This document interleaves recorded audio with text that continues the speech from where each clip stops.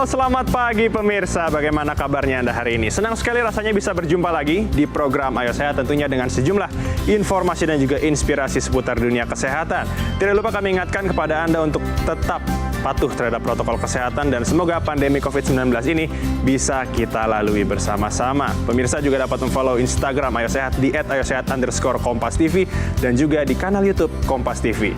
Mari kita mulai Ayo Sehat bersama saya Elgin Fridianto.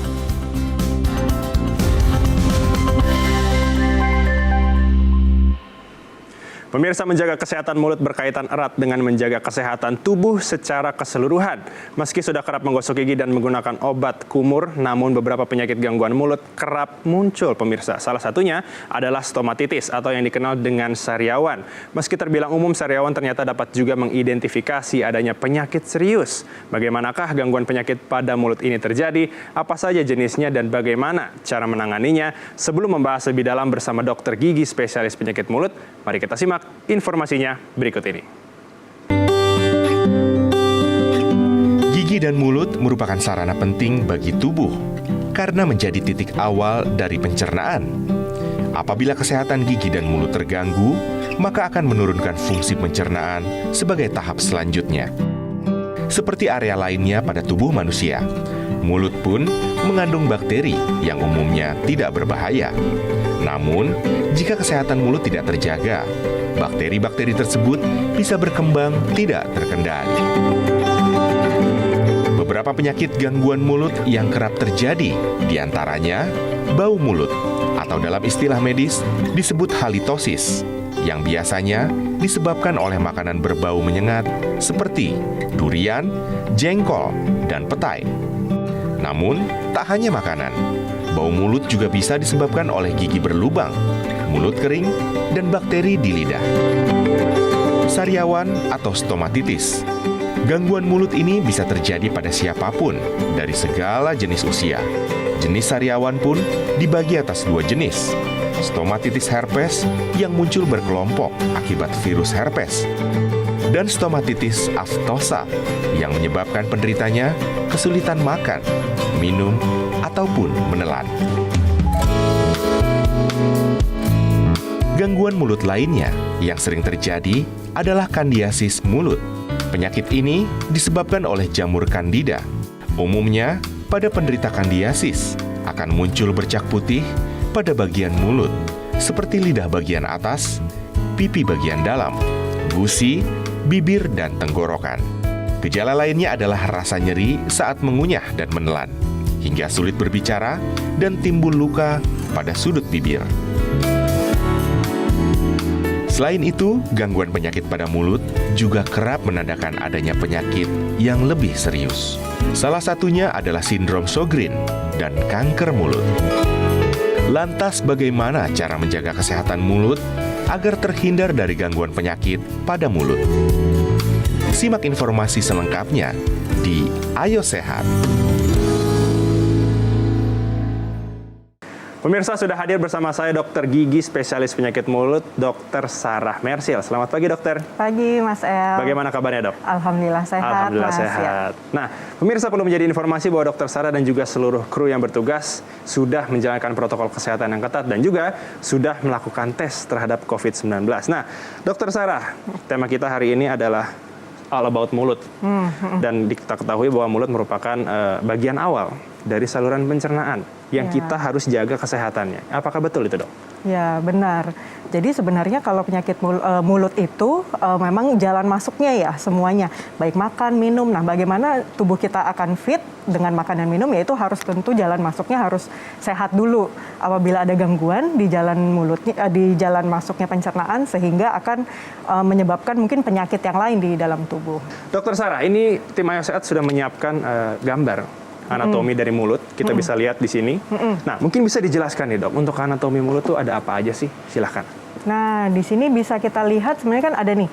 Paling banyak di sini keterangannya adalah ada kelenjar parotis, kelenjar sublingual, kelenjar submandibular. Nah, itu sebenarnya adalah kelenjar saliva atau kelenjar air liur. Nah, itu memang sangat berperan dalam rongga mulut. Nah, di situ ada tulisan mukosa. Mukosa itu sebenarnya adalah dinding di dalam rongga mulut yang misalnya ada dinding bagian pipi, permukaan dasar mulut atau langit-langit.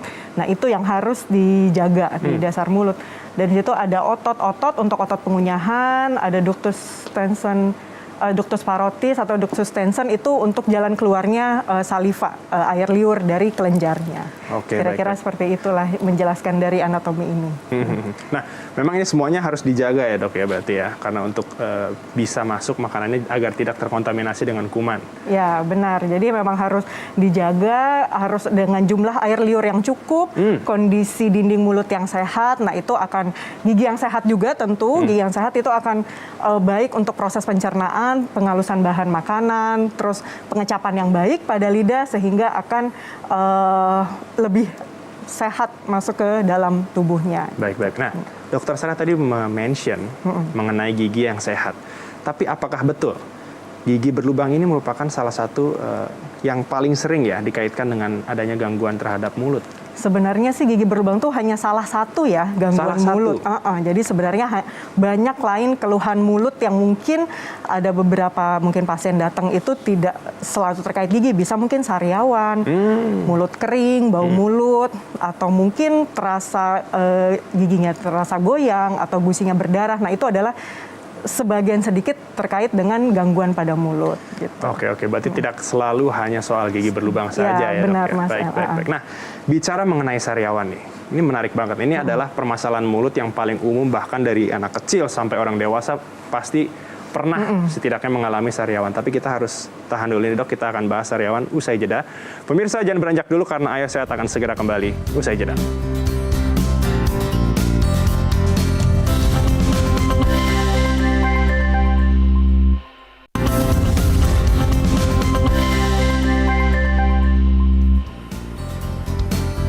Terima kasih Anda masih menyaksikan program Ayo Sehat, pemirsa. Masih bersama dengan Dokter Sarah. Nah, Dokter Sarah menyambung pertanyaan saya sebelum jeda. Bukan pertanyaan, menyambung topik sebelum jeda.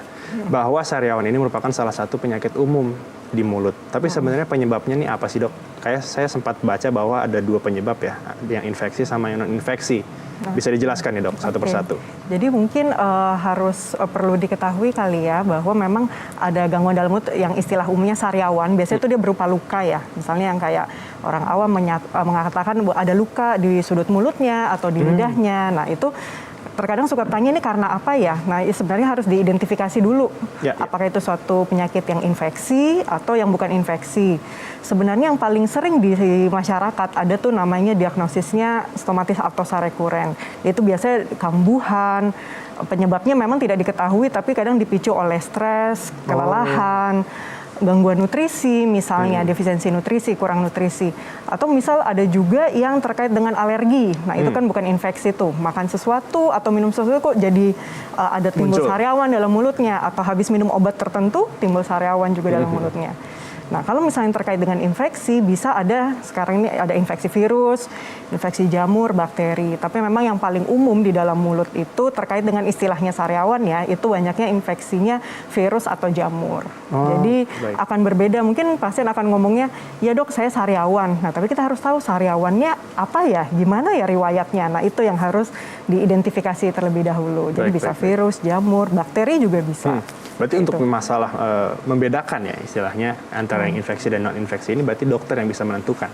Ya sebenarnya untuk lebih dikatakan diagnosis pastinya ya mungkin pasien akan ada berusaha untuk pengobatannya sebelum berkunjung ke dokter. Tapi akan lebih baik mungkin tidak jauh dari awalnya muncul itu segera untuk hubungi dokter. Jadi agar tidak mengalami perubahan tuh sariawan dalam mulut sehingga kok jadi berubah gitu riwayatnya. Oke, baik. Nah dokter kan sejauh ini mungkin saya juga dan pemirsa saya juga kalau kegigit misalnya bagian dinding udah pasti sariawan. Tapi tadi saya baru dengar kalau misalnya stres itu sariawan muncul dok.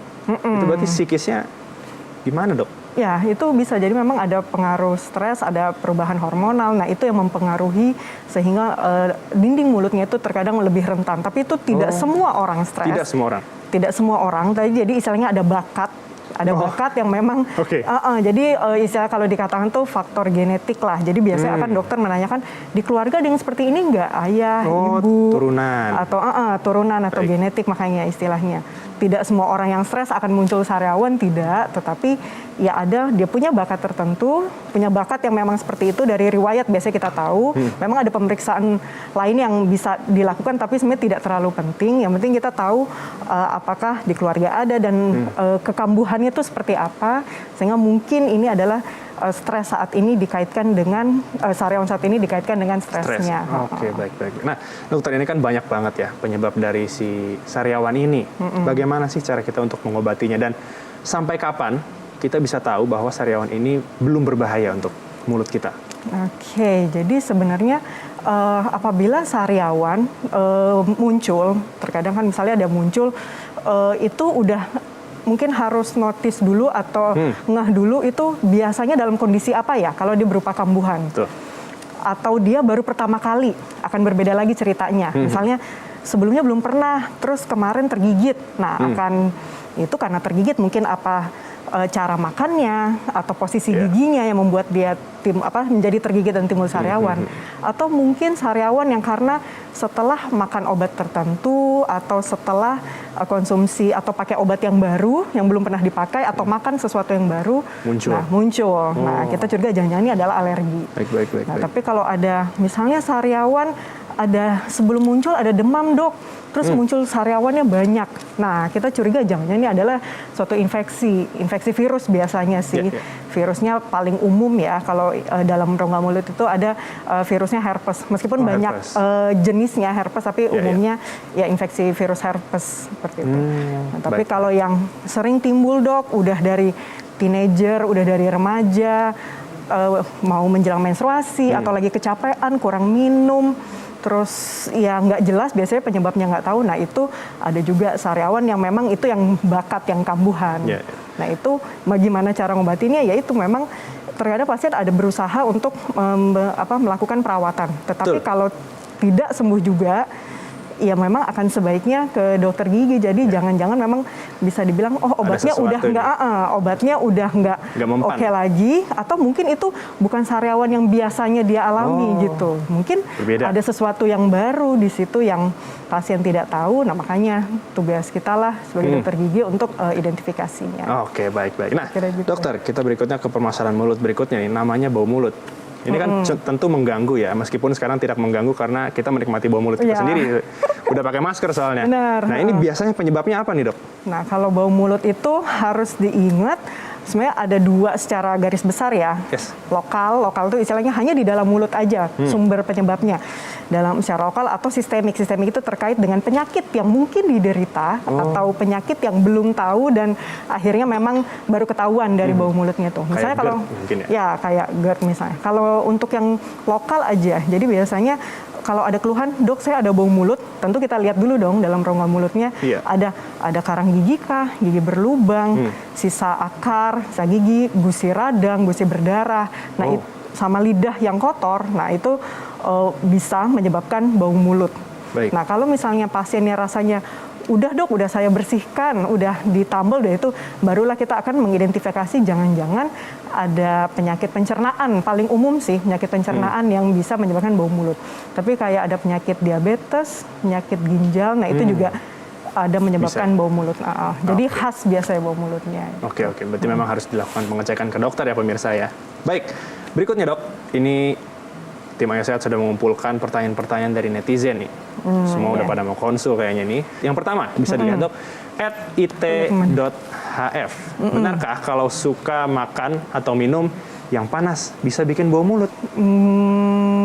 Tidak sih, tidak benar.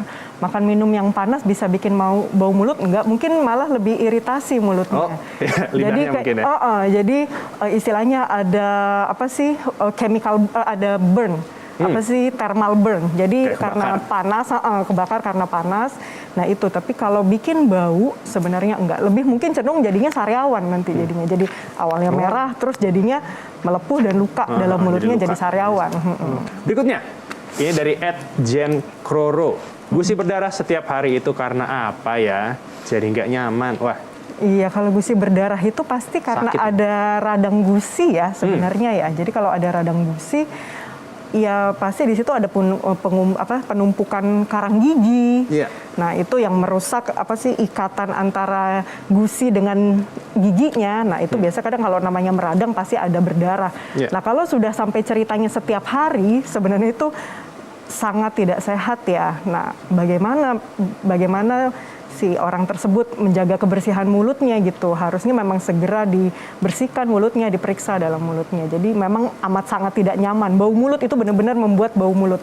Oke. Dan kita biasanya akan merasakan mulutnya itu rasa kayak metallic taste, jadi kayak rasa besi. Oh, rasa besi. Karena dari darah itu ada Iya, kandungan iya, zat iya. besinya, ada besinya memang. Jadi yang dirasa di lidah itu akan terasa kayak besi gitu, rasa besi. Baik. Kita masih seru banget nih pembicaraan mengenai penyakit mulut. Tapi kita harus jeda sejenak, dokter. Pemirsa, jangan beranjak dulu karena Ayo Sehat akan segera kembali. Usai jeda.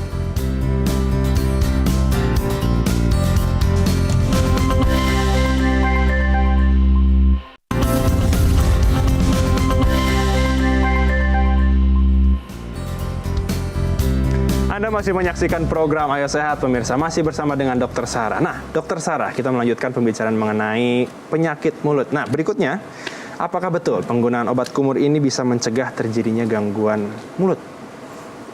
Benar, sebenarnya bisa. Memang kalau obat kumur itu adalah dia bersifat membantu ya, membantu untuk mungkin ada keluhan dalam mulut, entah itu sariawan atau bau mulut gitu. Tapi memang bisa digunakan, tapi tidak selalu dengan ada masalah bau mulut pakai obat, misalnya pakai bau mulut atau sariawan dengan obat kumur langsung sembuh, selesai masalah, sebenarnya tidak. Tapi bisa cukup membantu.